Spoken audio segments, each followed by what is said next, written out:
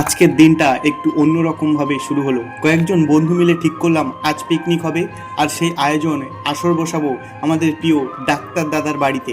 আমরা সবাই তাকে দাদা বলেই ডাকি। বয়সে বড় হলেও তিনি যেন আপনজনের মতো, আবদার করলে সহজে মেনে নেন। এই আবদারটাও মেনে নিলেন। হ্যাঁ, ঠিক আছে, পিকনিক হবে আমার বাড়িতেই। শুরু হলো এক জমজমাট প্রস্তুতি।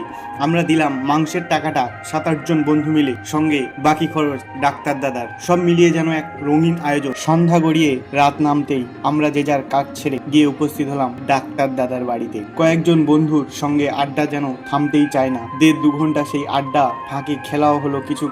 লুডুর ছক্কা, হাসির রোল সব উঠলো বারবার। এরই মাঝে আজকের ফোনের স্ক্রিনে চলছিল ভারত পাকিস্তানের ক্রিকেট ম্যাচ।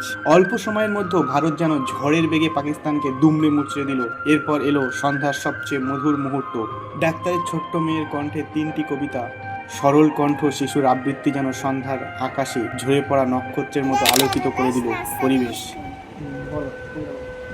আতা গাছে তত পাখি, ডালিম গাছে মগ, এত রাখি তবু কথা কোরা গেল। চাঁদ উঠেছে, ফুল ফুটেছে কদম তলাইতে, হাতের আসছে খরা নাচছে সোনার মুনিতে। চাষি ভাই চাষ করে খেতে হয় ধান, পাচে তাই 12 মাস হবে। খোকা হবে শ্বশুর বাড়ির সঙ্গে হবে কে, ঘরে আছে বিয়াল কোমর বেঁধেছে।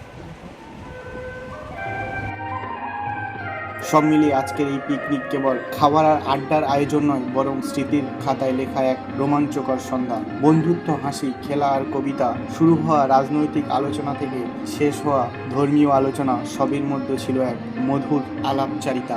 পিকনিক শেষ করে খাওয়া দাওয়া সারতে প্রায় রাত 1টা। এরপর ফিরে এলাম যে যার বাড়িতে।